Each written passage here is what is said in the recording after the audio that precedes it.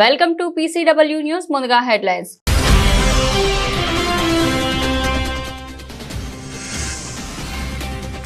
జాతిని ఉద్దేశించి ప్రధాని మోదీ ప్రసంగం. భారత్ సత్తా ఏంటన్నది పాక్ కు అర్థమైందని వెల్లడి.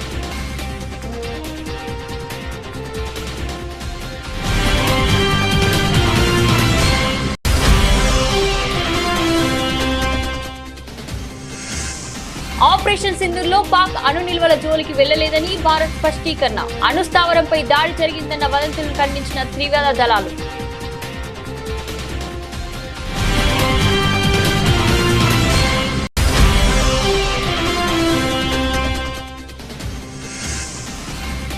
ఈ నెల 18న మరో కీలక ప్రయోగానికి సిద్ధమవుతున్న ఇస్రో. PSLV-C61 ప్రయోగానికి రెడీ అవుతున్న ఇస్రో.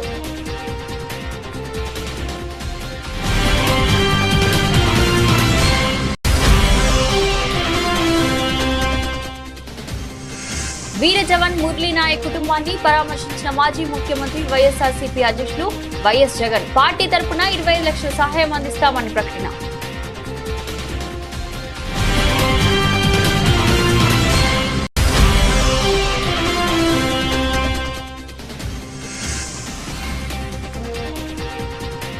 ఆదంపూర్ ఎయిర్ బేస్ కి మోదీ సైనికులతో మాట్లాడిన ప్రధాని.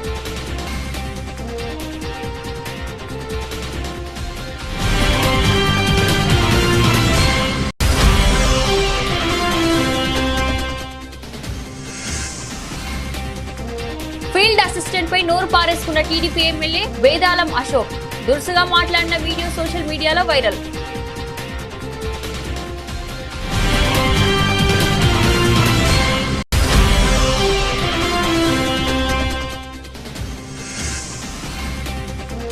ఏసీబీ అదుపులో సూర్యాపేట డీఎస్పీ పట్టణ సిఐ. ఓ కేసులో 25 లక్షలు ఇవ్వాలని స్కానింగ్ సెంటర్ వైద్యుడికి డిమాండ్.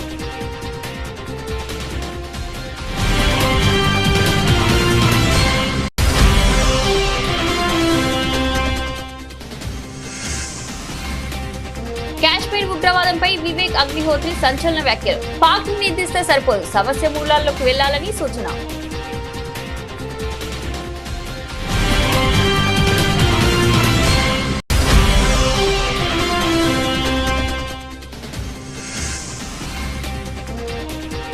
జమ్మూ కాశ్మీర్ లో ముగిసిన ఎన్కౌంటర్, 3 ముష్కరులు హతం.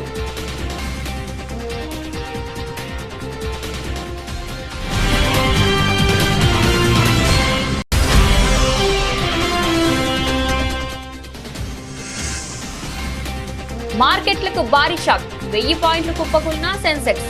సోమవారం భారీ లాభాల తర్వాత మంగళవారం మార్కెట్ల పతనం.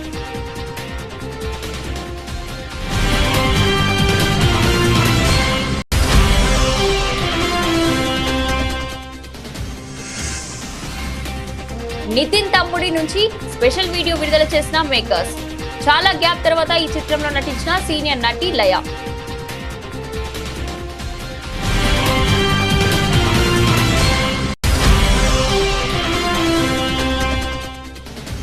మే 17 నుంచి 6 వేదికలలో IPL ను తిరిగి ప్రారంభించాలని నిర్ణయించిన BCCI. సవరించిన షెడ్యూల్ ప్రకారం జూన్ 3న final.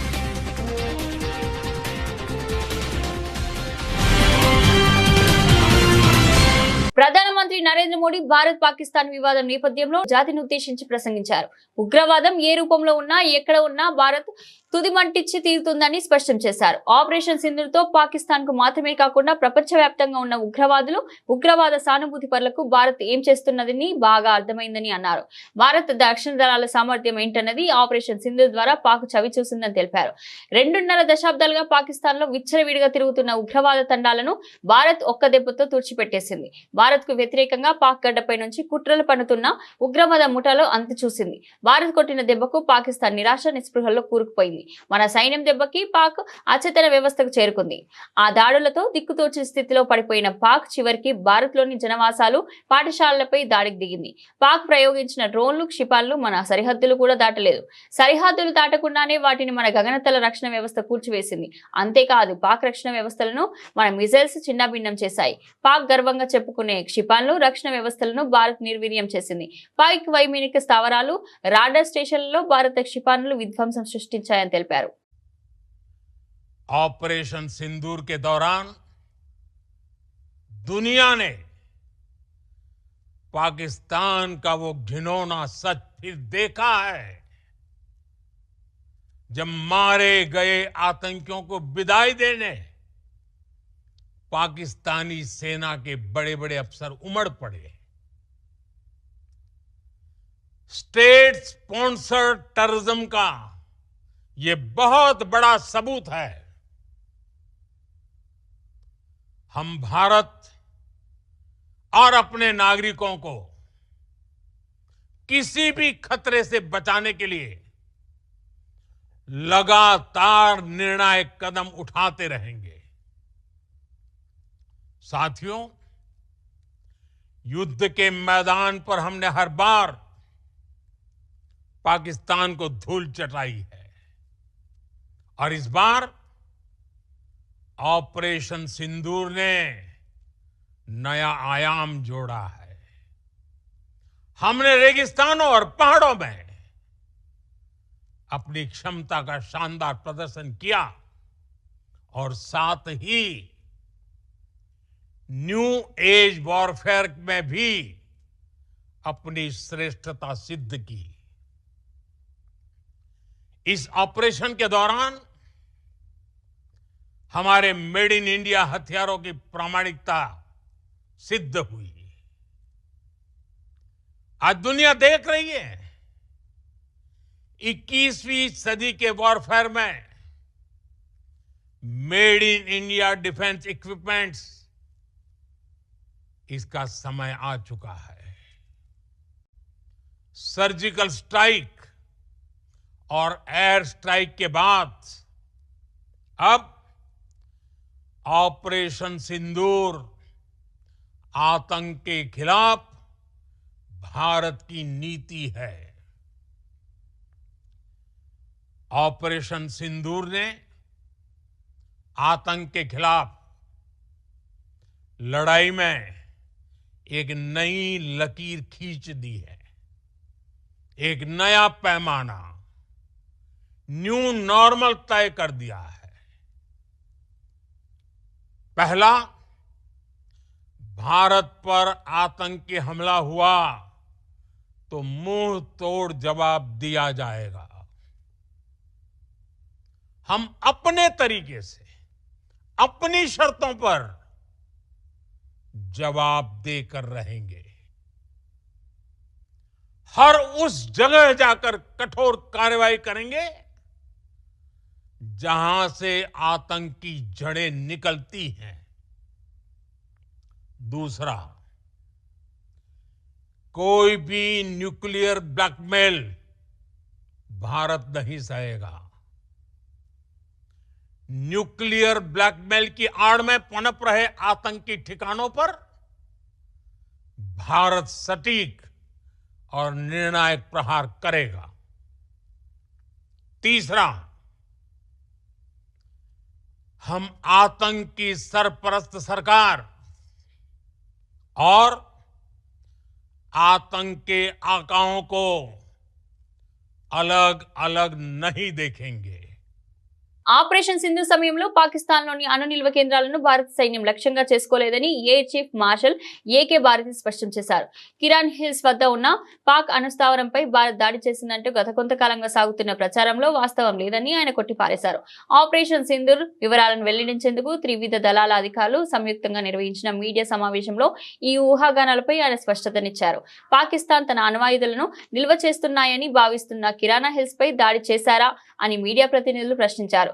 Air chief marshal AK Bharti స్పందిస్తూ పాకిస్తాన్ తన అణ్వాయుధాలను కిరానా హిల్స్ లో నిల్వ ఉంచుతుందని సమాచారం ఇచ్చినందుకు ధన్యవాదాలు తెలిపారు. వాటి గురించి ఎప్పటిదాకా తమకు తెలియదని అన్నారు. అక్కడ ఏమున్నా సరే మేం మాత్రం ఆ కొండలను లక్ష్యంగా చేసుకోలేదు. మా టార్గెట్ లిస్ట్ లో ఆ ప్రాంతం లేదు అని ఎయిర్ చీఫ్ మార్షల్ వెల్లడించింది. दोस्तों, हमारी लड़ाई आतंकवाद और आतंकवादियों के खिलाफ थी।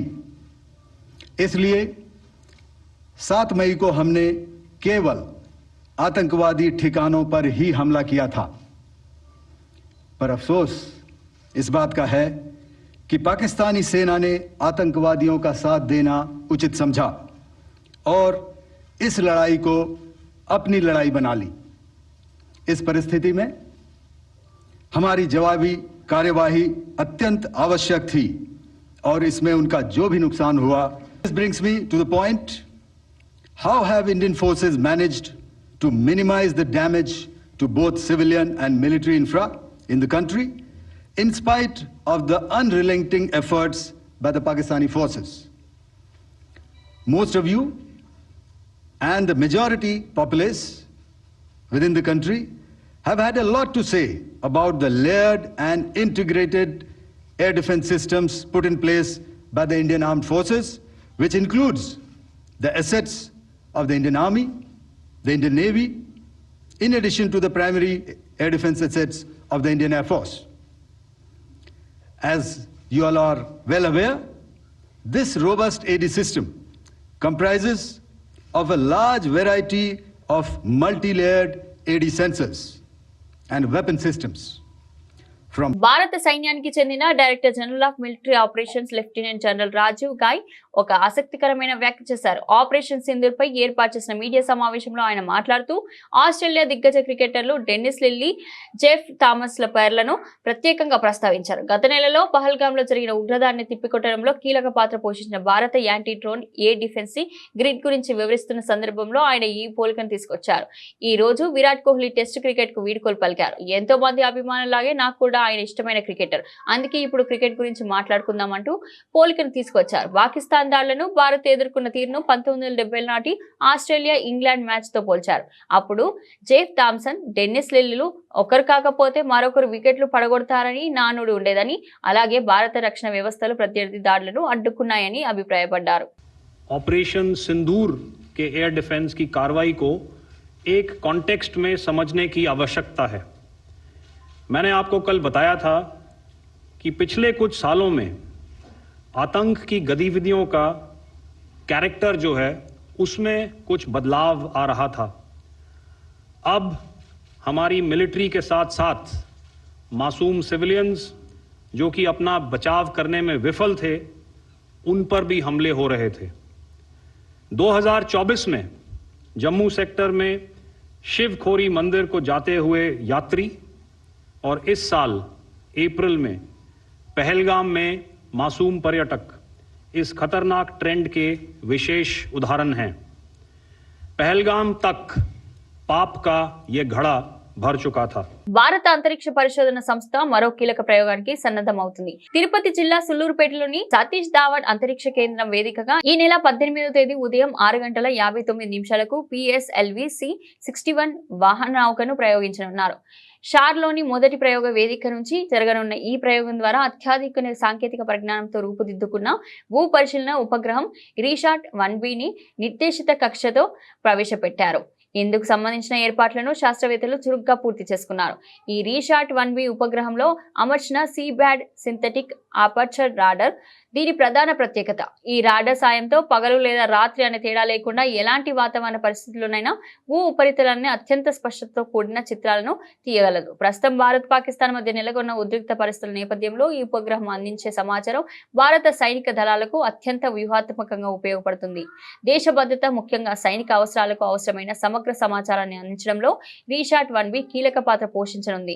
ఉగ్రవాదుల స్థావరాలు, వారి కదలికలను పసిగట్టడంతో పాటు సరిహద్దు ప్రాంతాలలో శత్రు సైన్యాల కార్యకలాపాలను కూడా ఇది నిశితంగా పరిశీలించి అధిక రిజల్యూషన్ ఛాయాచిత్రాలను అందించగలదు. దాయాది పాకిస్తాన్ కాల్పుల్లో ప్రాణాలు కోల్పోయిన వీర జవాన్ మురళీ నాయక్ కుటుంబాన్ని ఏపీ మాజీ సీఎం వైసీపీ అధినేత జగన్మోహన్ రెడ్డి మంగళవారం పరామర్శించారు. ఈ రోజు ఉదయం బెంగళూరులోని నివాసం నుంచి రోడ్డు మార్గంలో ఆయన శ్రీ సత్యసాయి జిల్లా కోరంట్ల మండలం కల్లితండాకు చేరుకున్నారు. మురళీ నాయక్ తల్లిదండ్రులు శ్రీరామ్ నాయక్, జ్యోతిబాయిలను పరామర్శించి వారి దుఃఖాన్ని పంచుకున్నారు. వారికి ధైర్యం చెప్పారు. ఈ సందర్భంగా జగన్ మాట్లాడుతూ మురళీ నాయక్ ఆత్మకు శాంతి చేకూరాలని, ఆయన అందరికీ స్ఫూర్తిదాయకమని అన్నారు. మురళీ నాయక్ చేసిన త్యాగానికి దేశం రుణపడి ఉంటుందన్నారు. వైసీపీ తరపున వీర జవాన్ కుటుంబానికి 25 లక్షల ఆర్థిక సహాయం ప్రకటించారు. మురళీ నాయక్ కుటుంబానికి తమ పార్టీ అన్ని విధాలుగా అండగా ఉంటుందని జగన్ భరోసా ఇచ్చారు. అనంతరం ఆయన తిరుగు పయనమయ్యారు. కాగా జగన్ నివాళులర్పిస్తున్న సమయంలో మురళీ నాయక్ తండ్రి స్పందిస్తూ, మురళీ నీకోసం జగనన్న వచ్చాడు, లేచి సార్కి సెల్యూట్ కొట్టరా అంటూ అనడం అక్కడున్న అందరినీ కదిలించింది. పార్టీ తరపు నుంచి అన్ని రకాలుగా మురళీకి అండగా తోడుగా ఉంటాం. పార్టీ తరపు నుంచి ఒక 25 లక్షల రూపాయలు వైఎస్ఆర్ కాంగ్రెస్ పార్టీ తరపు నుంచి అండగా ఉంటూ ఆ కుటుంబానికి తోడుగా ఉండే కార్యక్రమం చేస్తాం. మనిషిని తాలేకపోయినా కూడా తాను చేసిన త్యాగానికి అందరం కూడా అండగా తోడుగా ఉండే కార్యక్రమం అయితే ఖచ్చితంగా జరుగుతుంది. ఇలా కుటుంబానికి మంచి జరగాలని, చనిపోయిన మురళికి తన ఆత్మకు శాంతి కలగాలని దేవుణ్ణి మనసారా కూడా కోరుకుంటాను. మురళి కుటుంబానికి ఇవ్వడానికి ముందుకు వచ్చినందుకు ఈ ప్రభుత్వానికి కూడా కృతజ్ఞతలే. పార్టీ తరపు నుంచి అన్ని రకాలుగా మురళికి అండగా తోడుగా ఉంటాం. పార్టీ తరపు నుంచి ఒక 25 లక్షల రూపాయలు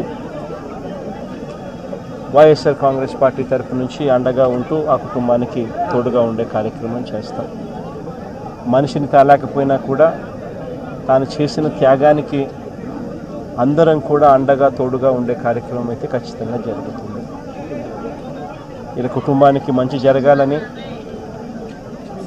చనిపోయిన మురళికి తన ఆత్మకు శాంతి కలగాలని దేవుణ్ణి మనసారా కూడా కోరుకుంటాను.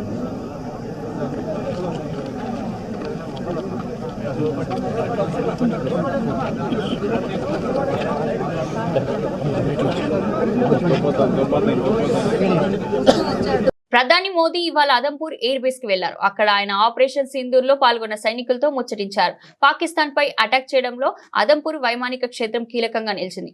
పాకిస్తాన్ ఇండియా మధ్య కాల్పుల విరమణ ఒప్పందం కుదిరిన నేపథ్యంలో ఇవాళ మోదీ ఆ ఎయిర్ బేస్ కు వెళ్లి IAF సిబ్బందిని పలకరించారు. ఆదంపూర్ ఎయిర్ ఫోర్స్ స్టేషన్ పై పాకిస్తాన్ అటాక్ చేయాలని ప్రయత్నించింది. మే 9 రాత్రి 10వ తేదీలో శత్రు దేశం ఆ ప్రయత్నం చేసింది. మోదీ తన ఆకస్మిక పర్యటనతో సైనికులు మనోధైర్యాన్ని నింపారు. వైమానిక సిబ్బందితో పాటు జవాన్లను కూడా ఆయన కలుసుకున్నారు. ఆదంపూర్ ఎయిర్ ఫోర్స్ స్టేషన్ కు వెళ్లిన విషయాన్ని ప్రధాని మోదీ తన సోషల్ మీడియా అకౌంట్ లో X లో వెల్లడించారు. ధైర్య సాహసాలు ప్రదర్శించిన వైమానిక సిబ్బంది సైనికుల్ని కలుసుకున్నట్లు చెప్పారు. ధైర్యాన్ని, అకుంఠ దీక్షను, నిర్భయత్వాన్ని ప్రదర్శించిన వారిని కలుసుకోవడం ప్రత్యేకమైన అనుభవాన్ని మోదీ తెలిపారు. దేశం కోసం శ్రమిస్తున్న సైనిక బలగాలకు భారత్ రుణపడి ఉంటుందన్నారు. भारत माता की, भारत माता की, भारत माता की।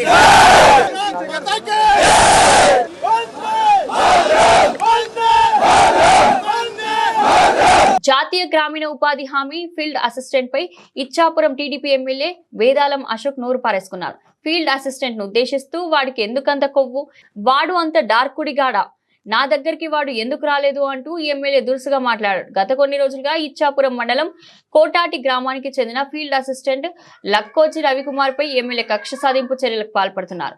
టీడీపీ నేతలు ఫీల్డ్ అసిస్టెంట్ రవికుమార్ తొలగిస్తున్నారని తెలియడంతో గ్రామస్తులు ఎమ్మెల్యే వద్దకు వెళ్లి రిక్వెస్ట్ చేశారు.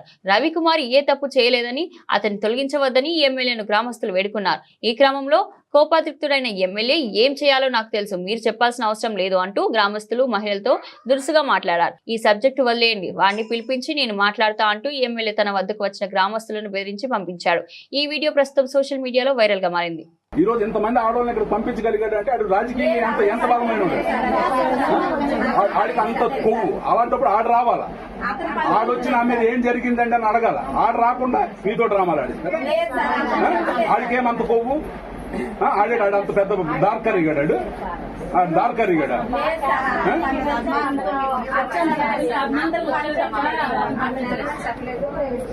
సరే అదేనమ్మా, బాగా చేస్తే 28 కంప్లైంట్లమ్మా, బాగా చేస్తుంటే 28 కంప్లైంట్లు ఎందుకు వచ్చాయి? 28, 1 కాదు 2 కాదు, మీరు చెప్పిన 1-2 పోనీ కన్సిడర్ చేద్దామంటే 28 కంప్లైంట్లు. ఓ ప్రైవేట్ స్కానింగ్ సెంటర్ వైద్యుడిపై నమోదైన కేసులో రిమాండ్కు తరలించకుండా ఉండేందుకు నగదు డిమాండ్ చేసిన సూర్యాపేట డీఎస్పీ పట్టణ ఇన్స్పెక్టర్ ఏసీబీ అధికారులు అదుపులోకి తీసుకున్నారు. సూర్యాపేటలోని ఓ ప్రైవేట్ స్కానింగ్ సెంటర్ తో పాటు వైద్యుడిపై సూర్యాపేట IAM ప్రతినిధుల ఫిర్యాదుతో ఏప్రిల్ 29న పట్టణ పోలీస్ స్టేషన్ లో కేసు నమోదైంది. ఈ కేసులో రిమాండ్కు పంపకుండా ఉండాలంటే డీఎస్పీ పార్థసారథి, పట్టణ సిఐ వీరరాఘవులు 25 లక్షలు ఇవ్వాలని వైద్యుడిని డిమాండ్ చేశారు. దీంతో ఆ వైద్యుడు ఏసీబీ అధికారులకు ఫిర్యాదు చేశాడు.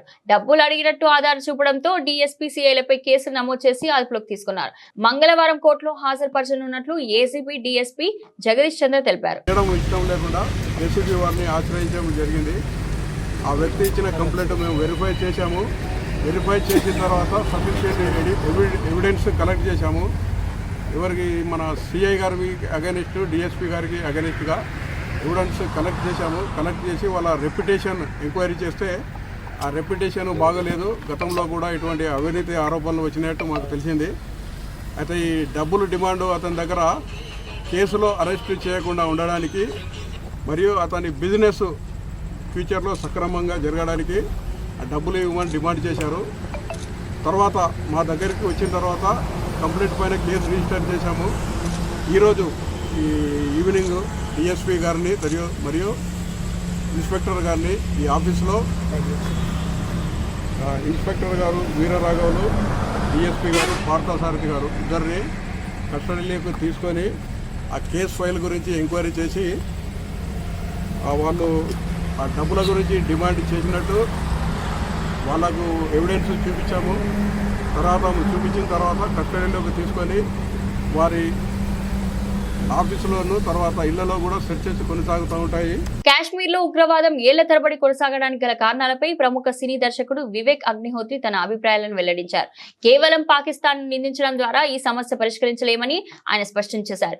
ఇటీవల ఓ పాడ్కాస్ట్ లో మాట్లాడుతూ ఉగ్రవాదానికి పాకిస్తాన్ ఒక నర్సరీగా పనిచేస్తుందన్న వాదంతో తాను ఏకీభవిస్తున్నట్లు వివేక్ అగ్నిహోత్రి తెలిపారు. అయితే ఉగ్రవాదులకు కొంతమంది మన పౌరులే సహకరిస్తున్నారని, దీంతో ఉగ్రవాదులు పేటరేగిపోతున్నారని ఆరోపించారు. ఉగ్రవాదం కొనసాగడానికి ఇదే మూల కారణమని ఆయన నొక్కి చెప్పారు. ఉగ్రవాదులను సరిహద్దులు దాటించడంతో పాటు వారికి ఇక్కడ కొంతమంది వ్యక్తులు ఆశ్రయం కల్పిస్తున్నారని వివేక్ అగ్నిహోత్రి ఆరోపించారు. దాడుల అనంతరం ఉగ్రవాదులను జనంలో కలిసిపోయేలా చేసి కొంతకాలం ఆశ్రయం ఇచ్చి ఆపై వారిని తప్పిస్తున్నారని చెప్పారు. ఇలాంటి ఉగ్రవాద సానుభూతి పరులను గుర్తించి కంట్రోల్ చేయాలని చెప్పారు. అప్పటి వరకు కాశ్మీర్ లో ఉగ్రవాదం అంతం కాదని వివేక్ అగ్నిహోత్రి సంచలన వ్యాఖ్యలు చేశారు. దక్షిణ కాశ్మీర్ లోని షోషియాన్ జిల్లాలో ఈ రోజు జరిగిన భీకర ఎన్కౌంటర్ లో 3 లష్కరే తోయిబా ఉగ్రవాదులు హతమయ్యారు. సరిహద్దు అవతల ఉన్న ఉగ్రవాద శిబిరాలపై కఠిన చర్యలు తీసుకున్న భద్రతా దళాలు ఇప్పుడు లోయ లోపల కూడా ఉగ్రవాద నిర్మూలన చర్యలను తీవ్రతర చేశాయి. అధికారులు వెల్లడించిన వివరాల ప్రకారం షోపియాన్ జిల్లా పరిధిలోని శుక్రు కెల్లార్ అటవీ ప్రాంతంలో ఉగ్రవాదులు నక్కి ఉన్నారన్న పక్కా సమాచారం భద్రతా దళాలకు అందింది. దీంతో అప్రమత్తమైన సైనిక బృందాలు ఆ ప్రాంతాన్ని చుట్టుముట్టి కార్డన్ సెర్చ్ ఆపరేషన్ ప్రారంభించాయి. గాలింపు చర్యలు కొనసాగుతుండగా ఓ చోట ఉన్న ఉగ్రవాదులు భద్రతా సిబ్బందిని లక్ష్యంగా చేసుకుని కాల్పులకు తెగబడ్డారు. దీంతో భద్రతా దళాలు తక్షణమే ప్రతిస్పందించి ఎదురు కాల్పులు జరిపాయి. ఈ క్రమంలో ఇరు వర్గాల మధ్య భీకరమైన కాల్పులు చోటు చేసుకున్నాయి. ఈ ఎన్కౌంటర్ లో 3 లష్కరే తోయిబా ఉగ్రవాదులు మరణించినట్లు అధికారులు ధృవీకరించారు. హతమైన ఉగ్రవాదుల నుంచి ఆయుధాలు, పేలుడు పదార్థాలు స్వాధీనం చేసుకున్నట్లు సమాచారం. ఆపరేషన్ జరిగిన ప్రాంతంలో ఇంకా గాలింపు చర్యలు కొనసాగుతున్నాయని, పరిస్థితి అదుపులోనే ఉందని అధికారులు తెలిపారు. కాశ్మీర్ లోయలో ఉగ్రవాదాన్ని పూర్తిగా తుడిచిపెట్టే దిశగా భద్రతా దళాలు తమ కార్యకలాపాలను కొనసాగిస్తున్నాయని వారు స్పష్టం చేశారు.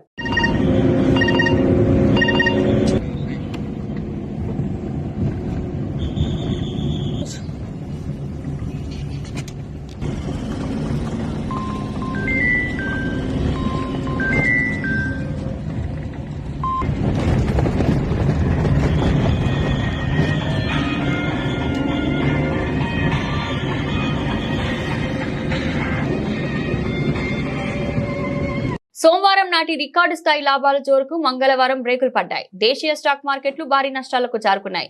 ఇన్వెస్టర్లు లాభాల స్వీకరణకు మొగ్గు చూపడంతో కీలక సూచీలపై సెన్సెక్స్, నిఫ్టీలు కుప్పకూలాయి. ముఖ్యంగా ఐటీ, ఫైనాన్షియల్ రంగ షేర్లలో అమ్మకాల ఒత్తిడి స్పష్టంగా కనిపించింది. 4 ఏళ్లలో అత్యుత్తమ సెషన్ను సోమవారం నమోదు చేసి భారత ఈక్విటీ సూచీలు మంగళవారం ట్రేడింగ్ లో మాత్రం భారీగా నష్టపోయాయి. ఉదయం 10 గంటల సమయానికి బీఎస్ఈ సెన్సెక్స్ 898.83 పాయింట్లు నష్టపోయి 81,531.07 వద్ద ట్రేడ్ అవుతుండగా ఎన్ఎస్ఈ నిఫ్టీ 225.50 పాయింట్లు క్షీణించి 24,699.20 వద్ద కొనసాగింది. సెన్సెక్స్ 30 షేర్లలో కేవలం 6 షేర్లు మాత్రమే లాభంలో ఉన్నాయి. Sun Pharma, Bajaj Finance, SBI, Tech Mahindra, IndusInd Bank, Titan స్వల్ప లాభాల్లో ట్రేడ్ అవుతుండగా మిగిలిన షేర్లు నష్టాల్లో పయనిస్తున్నాయి. Eternal 2.46 down, Infosys, HCL Tech, Power Grid Corporation, Kotak Mahindra Bank షేర్లు ప్రధాన నష్టాల్లో ఉన్నాయి. నిఫ్టీ 50లో కూడా Infosys, Eternal, Hindalco Industries, HCL Tech, Power Grid షేర్లు ఎక్కువగా నష్టపోగా BEL, doctor Reddy's, Jio Financial Services, Cipla, Sun Pharma షేర్లు లాభపడ్డాయి. రంగాల వారీగా చూస్తే నిఫ్టీ ఫార్మా సూచి 1.98%, హెల్త్ కేర్ సూచి 1.72%, పిఎస్యు బ్యాంక్ సూచి 1.88% చొప్పున లాభపడి టాప్ గెయినర్లుగా నిలిచాయి.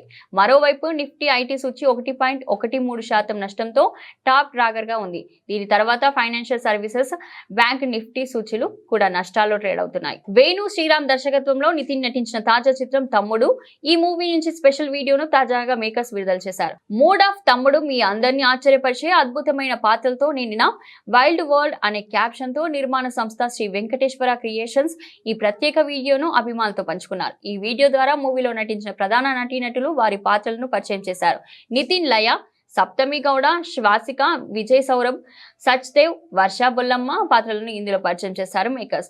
ఇక చాలా గ్యాప్ తర్వాత సీనియర్ నటి లయ మరోసారి ఈ చిత్రం ద్వారా మళ్లీ తెరపై కనిపించనున్నారు. ఆమె హీరో నితిన్ అక్క పాత్రలో కనిపించనున్నారు. తమ్ముడు చిత్రాన్ని స్టార్ నిర్మాత దిల్ రాజు భారీ స్థాయిలో నిర్మించారు. Family emotions, actions, commercial elements తో రూపొందుతున్న ఈ సినిమా ప్రేక్షకులను తప్పక ఆకట్టుకుంటుందని అంటున్నారు. జూలై 4వ తేదీ ప్రేక్షకుల ముందుకు రానున్న ఈ సినిమాకు అంజనీష్ లోక్నాథ్ వాణిలు అందించారు. భారత్ పాకిస్తాన్ మధ్య యుద్ధ వాతావరణం నేపథ్యంలో అర్ధాంతరంగా ఆగిపోయిన ఐపీఎల్ ను మే 15 నుంచి 6 వేదికలలో తిరిగి ప్రారంభించాలని బీసీసీఐ సోమవారం నిర్ణయించింది. సంవత్సర షెడ్యూల్ ప్రకారం జూన్ 3న ఫైనల్ జరగనుంది. ఇరు దేశాల మధ్య పరిస్థితులు ఒకంత సద్దిమణగడంతో బీసీసీఐ నిన్న అత్యవసరంగా సమావేశమై ఐపీఎల్ తదుపరి షెడ్యూల్ ను ఖరారు చేసిన విషయం తెలిసిందే. మిగిలిన 17 మ్యాచ్ల కోసం దేశంలో 6 వేదికలను ఖరారు చేసింది. ఇందులో జైపూర్, ముంబై, బెంగళూరు, లక్నో, అహ్మదాబాద్, ఢిల్లీ ఉన్నాయి. ఈ లీగ్ మ్యాచ్ లో ఒకటి కూడా ఉప్పల్, విశాఖ స్టేడియాల్లో నిర్వహించకపోవడం తెలుగు రాష్ట్రాల అభిమానులకు నిరాశ కలిగించే విషయం.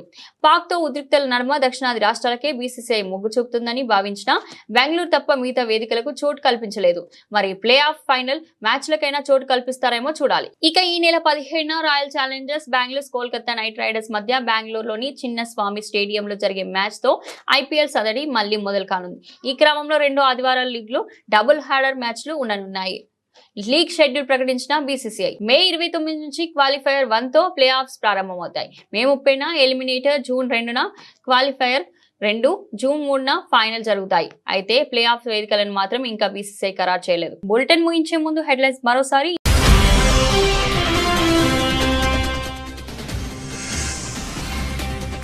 జాతిని ఉద్దేశించి ప్రధాని మోదీ ప్రసంగం. భారత్ సత్తా ఏంటన్నది పాక్ కు అర్థమైందని వెల్లడి.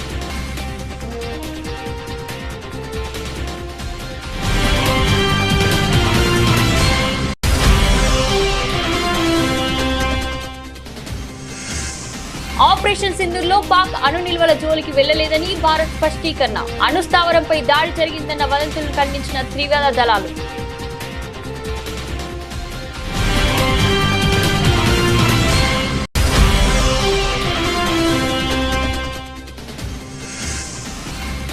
ఈ నెల 18న మరో కీలక ప్రయోగానికి సిద్ధమవుతున్న ఇస్రో. PSLV-C61 ప్రయోగానికి రెడీ అవుతున్న ఇస్రో.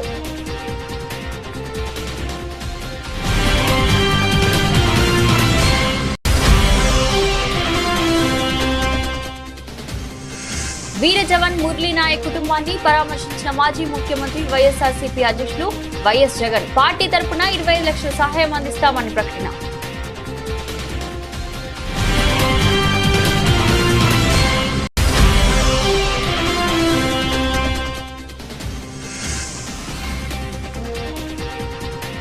ఆదంపూర్ ఎయిర్ బేస్ కి మోదీ, సైనికులతో మాట్లాడిన ప్రధాని.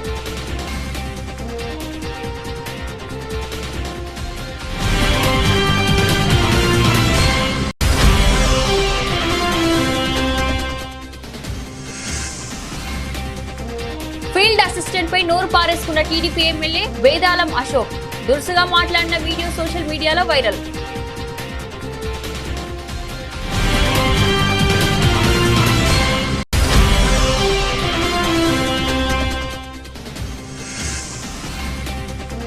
ఏసీబీ అదుపులో సూర్యాపేట డీఎస్పీ, పట్టణ సీఐ. ఓ కేసులో 20 లక్షలు ఇవ్వాలని స్కానింగ్ సెంటర్ వైద్యుడికి డిమాండ్.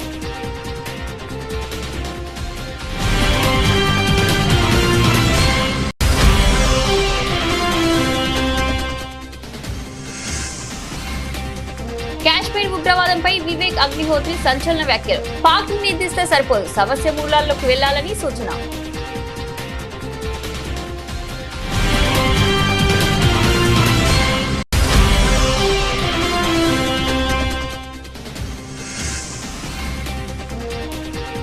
జమ్మూ కాశ్మీర్ లో ముగిసిన ఎన్కౌంటర్, 3 ముష్కరులు హతం.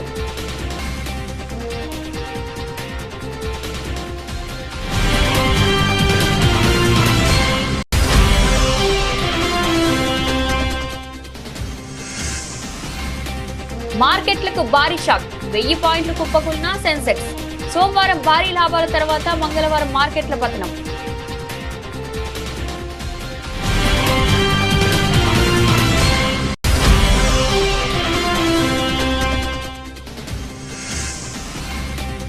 నితిన్ తమ్ముడి నుంచి స్పెషల్ వీడియో విడుదల చేసిన మేకర్స్.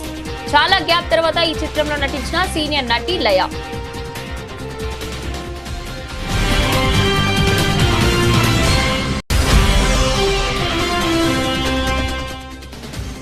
ఈ 17 నుంచి 6 వేదికలలో ఐపీఎల్ తిరిగి ప్రారంభించాలని నిర్ణయించిన బీసీసీఐ.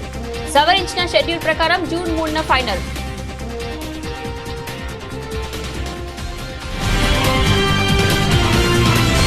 ఇది రోజు బులెటిన్. మరో బులెటిన్ లో మళ్ళీ కలుద్దాం.